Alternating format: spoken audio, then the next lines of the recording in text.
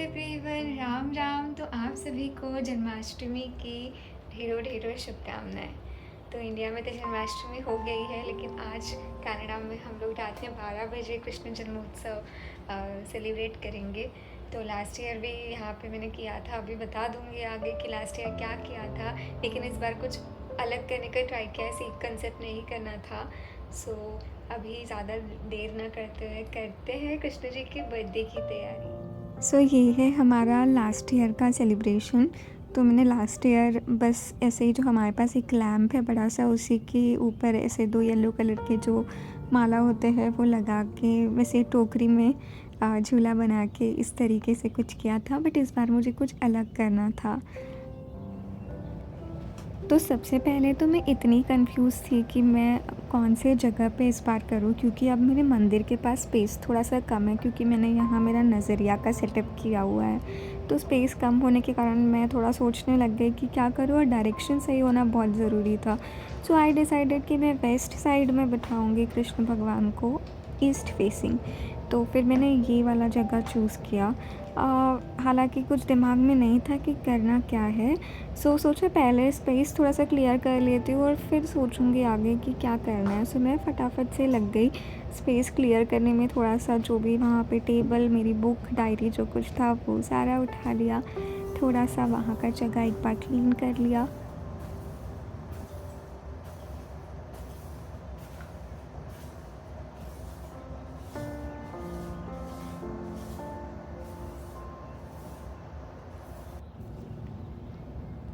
और पहले से ही दिमाग में सोच लिया था कि आज यहाँ पे कृष्ण भगवान का सेटअप करने वाली हूँ, तो आज नज़रिया के लिए कुछ रिकॉर्ड नहीं कर पाऊँगी। मैं भी बहुत रिलैक्स थी, ना कुछ लिखना था ना कुछ करना था।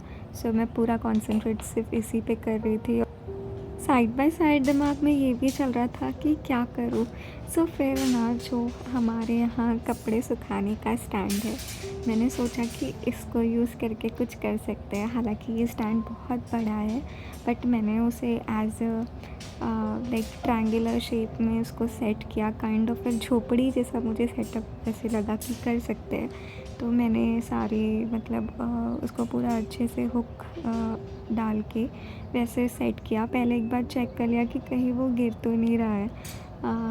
तो वो परफेक्ट था। उसके बाद मेरे जितने भी हमेशा कुछ कपड़े होते हैं जो खुद ही घर में करके सुखा देती हूँ इस पे। तो बस मैं अपने सारी चीज़ें क्लीन करने लग गई। मैंने इस स्टैंड को पूरा अच्छे से एक बार पोंछ लिया वगैरह, सब कुछ जो प्रॉपर्ली था वो क्लीन कर लिया। और फिर अब मैंने सोचा कि आई थिंक यही एक बेस्ट ऑप्शन है जिसका यूज़ करके मैं आज बना सकती हूँ कुछ। अभी एक दिमाग में ये था कि इसको कैसे कवर करना है।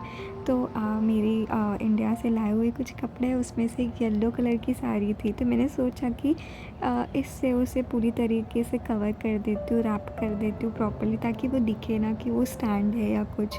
तो मैं लग गई अपनी साड़ी को अच्छे से उस पे ये करने के लिए। हालांकि मैं ये नहीं बोलूँगी कि मैंने बहुत अच्छे से, बहुत परफेक्टली किया है, बट हाँ, जितना हो पा रहा था, जैसे लग रहा था कि ऐसे कर सकती हूँ, बस वैसे ही कुछ किया। और थोड़े बहुत जो इंडिया से मैं डेकोरेशन का स्टफ़ लेके आई थी, फिर वो भी मैंने सोचा कि आज वो यूज़ करना है। तो पहले ना ये सारा सब कुछ मेरे पास स्पेस कम होती थी तो बाहर ही पड़ा होता था, बट जब से ये सोफ़ा लाया है तब से बहुत ज़्यादा स्टोरेज हो गया है। तो इसमें मेरे लाइटिंग्स और वो सब कुछ जो भी है, वो छोटा मोटा चीज़ें सब इसी में पड़ी होती है। तो मैंने सोचा कि अभी जो जो मिल रहा है वो देख लेती हूँ। मुझे एक लाइटिंग मिला, एंड दैन फिर जो वही इंडिया से जो 2 माला लेके आई थी, एवरी टाइम, मतलब हर वक्त मैंने इसी को यूज़ किया है। तो अब दिमाग में ये है कि इस बार इंडिया जाऊंगी ना तो कुछ ना कुछ अच्छा सा लेकर आऊँगी इंडिया से, क्योंकि अब मुझे नेक्स्ट ईयर ये नहीं यूज़ करना। और एक बड़ा वाला लाइटिंग था, मैंने वो भी निकाल लिया। तो अभी दिमाग में ये नहीं था कि कैसे यूज़ करना है, कहाँ यूज़ करना है, बट सोचा कि एक बार निकाल के रख लेती हूँ, ताकि जब मैं प्रॉपर्ली सब कुछ करने लगूँगी तो मेरे सामने जो भी मटेरियल है वो मुझे एक्सेसिबल हो, मुझे दिखे। तो बस फिर मैंने ये सारी चीज़ें कर ली। और घर में ना काफ़ी सारे मोर पंख रखे हुए हैं, क्योंकि मैं थोड़ा डायरेक्शन के हिसाब से चीज़ें घर में रखती हूँ, तो मैंने मोर पंख रखे हुए हैं। तो है, क्योंकि मैं मेरे बेडरूम में भी रखती हूँ वगैरह। तो मैंने वो मोर पंख वहाँ सारे लगा दिए। फिर जो माला होती है, मैंने इससे डिसाइड किया कि मैं इससे, जैसे लास्ट ईयर झूला बनाया था, वैसे इस बार अंदर मैं इससे बनाऊँगी। तो जहाँ हम लोग कपड़े सुखाते हैं, मैंने उसके ऊपर उस माला को बाँधा। और ये छोटू सा जो है, वैसे क्या बोलूँ, मतलब हम लोग तो खटिया बोलते हैं या छोटू सा ऐसे, ये भी इंडिया से लेके आई थी। तो ये मैंने उस पे रख दिया ताकि वो प्रॉपर सेट हो जाए। फिर मैं सोच रही थी कि आज लड्डू गोपाल को ड्रेस कौन सा पहनाना है, तो अपने सारे जो भी उनके छोटे मोटे मेरे पास कपड़े हैं वो निकाल लिए। तो एक पिंक वाला है जो विंटर में पहनाने के लिए, क्योंकि वो स्वेटर काइंड ऑफ उलन का है। तो फिर सोचा कि येलो कलर का पहना लेती हूँ।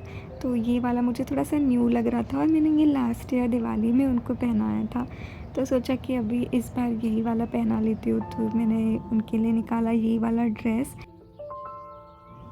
अब यहाँ की पूरी तैयारी हो चुकी थी, तो अब मुझे भोग बनाना था। तो मैंने सोचा पहले थोड़ा सा किचन क्लीन कर लेती हूँ, सारे बर्तन अच्छे से क्लीन कर लेती हूँ।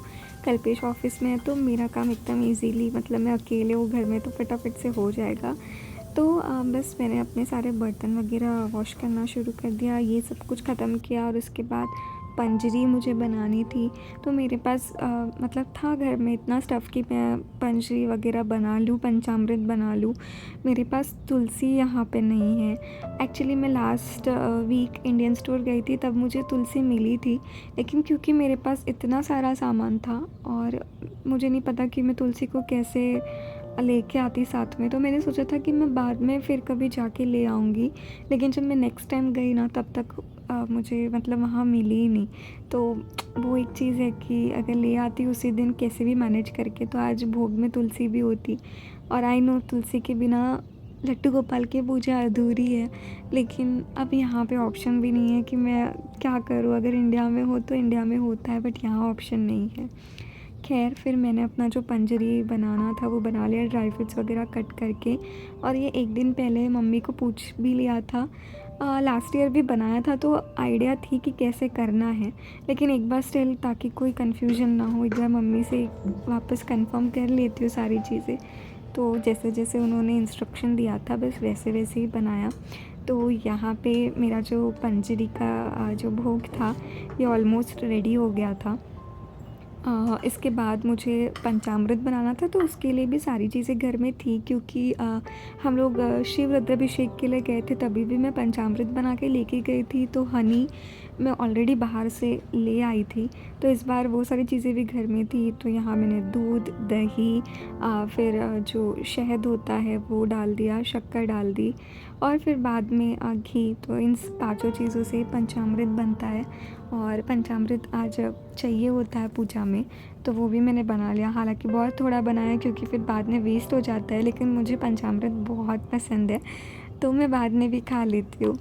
और जैसे कि मैंने पिछले व्लॉग में बताया था कि हमारे यहाँ दीदी आए थे, तब जब वो आए तो वो स्वीट्स लेके आए थे। तो मैंने तभी ये स्वीट्स ना अंदर रख दिए थे, मैंने इन्हें छूटा नहीं किया था, क्योंकि मुझे पता था कि जन्माष्टमी आ रही है, तो मैं तभी ये यूज़ कर लूँगी ताकि भोग जूठा ना हो।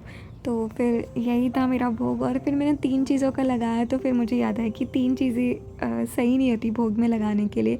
तो फिर मैंने माखन भी घर पे बना लिया। और फिर बाद में कल्पेश्वर में मुहूर्त देख के पूजा करने लगे। गोविंदाय नमो नमः। कृष्णाय वासुदेवाय हरये परमात्मने प्रणतः क्लेशनाशाय गोविंदाय नमो नमः। वासुदेवाय हरये परमात्मने प्रणतः क्लेशनाशाय गोविंदाय नमो नमः। कृष्णाय वासुदेवाय हरये परमात्मने प्रणतः क्लेशनाशाय गोविंदाय नमो नमः। जय कन्हैया लाल की आरती घोड़ा पाल की, जय कन्हैया लाल की आरती घोड़ा पाल की, जय कन्हैया लाल की आरती घोड़ा बिहारी की, श्रीधर कृष्ण मुरारी की आरती कुंज बिहारी की, श्रीधर कृष्ण मुरारी की आरती कुंज बिहारी की, श्रीधर कृष्ण मुरारी तो की। यही है मेरे सुंदर से लड्डू गोपाल। तो इस बार भी जैसे सोचा था, मतलब कर लिया। कुछ तो अरेंजमेंट कैसे ना कैसे हो ही जाता है जब मन में इच्छा होती है ना कुछ करने की। तो आप कम समय में भी बहुत सारी चीज़ें कर लेते हो, मैं तो यही समझती हूँ। तो बस हो गया अच्छे से, पूजा भी अच्छे से हो गई, मुहूर्त और वो सब मैंने देख लिया था। तो इस बार शाम 12 बजे का नहीं था। आई नो 12 बजे ही कृष्ण जन्म होता है, लेकिन थोड़ा लेट था। तो बस यही था आज का व्लॉग। आई होप आप सभी को पसंद आया होगा। राम राम।